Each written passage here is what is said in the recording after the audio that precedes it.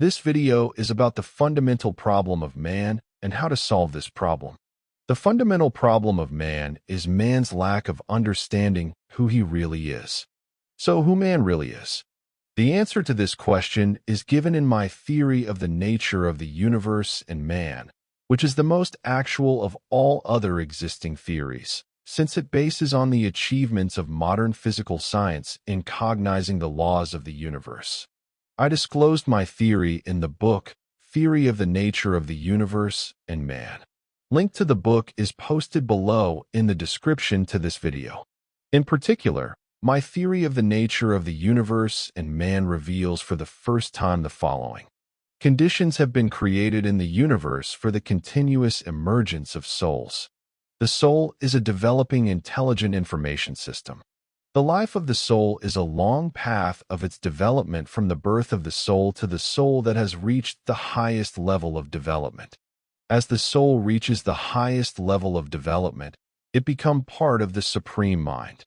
The Supreme Mind is a universal developing intelligent information system of the highest level of development, which purposefully manages immaterial and material worlds of the universe. The Supreme Mind is interested in the development of souls, since souls that have reached the highest level of development become part of the Supreme Mind that develops it.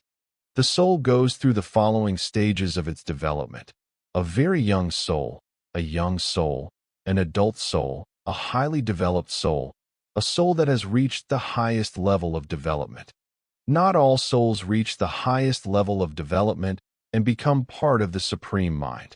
The Supreme Mind destroys souls that do not meet the criteria for the correctness of their development. The selection of souls occurs at the stage of very young souls and young souls. The development of the soul is the meaning of its life. The purpose of the development of the soul is to cognize the external world and realize the nature of the universe. Without this, the soul will not be able to reach the highest level of development and sometime in the future become part of the Supreme Mind.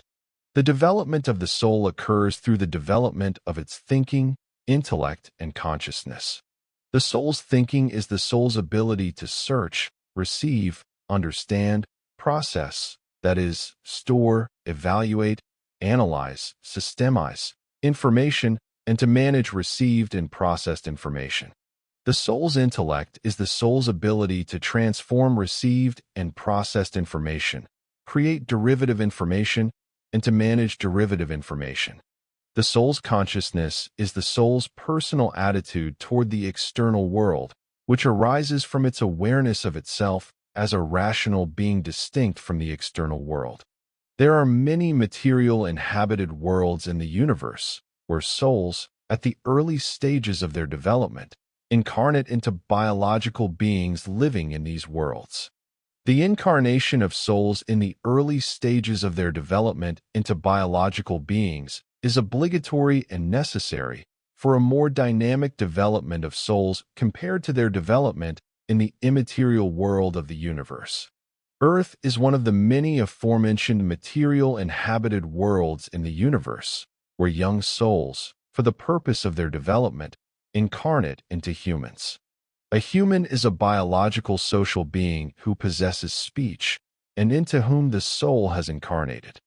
The soul's incarnation into a human is an energy informational interaction between the soul and a human, limited by the duration of a human life, for realizing the earthly stage of the soul's development. I am a young soul incarnated into a human to undergo my earthly stage of development. During my earthly stage of development, I am my human body, my thinking, intellect, and consciousness, my life in a human body. A human has no thinking, intellect, and consciousness without the soul. A human does not exist without the soul.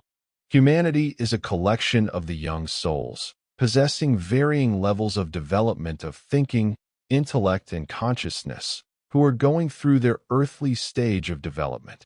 After completing its incarnation into a human, the soul continues its life path. One human life is not enough for a young soul to cognize the external world and realize the nature of the universe. With rare exceptions, The level of development of even the most developed young souls, which incarnate into modern humans, is still far from the level of development of adult souls. Almost all young souls currently incarnated into modern humans still have further earthly incarnations to go through. The number of earthly stages of development that a young soul will still have to go through for the purpose of its development depends on the level of its development and on how much its development corresponds to the criteria of correct development.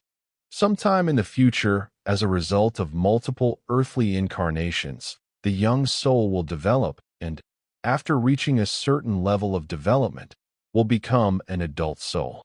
Adult souls no longer need earthly stages of their development, as their level of knowledge of the external world and awareness of the nature of the universe is so high that the earthly stage of development can no longer increase their level of knowledge of the external world and awareness of the nature of the universe. The development of adult souls occurs only in the immaterial world of the universe.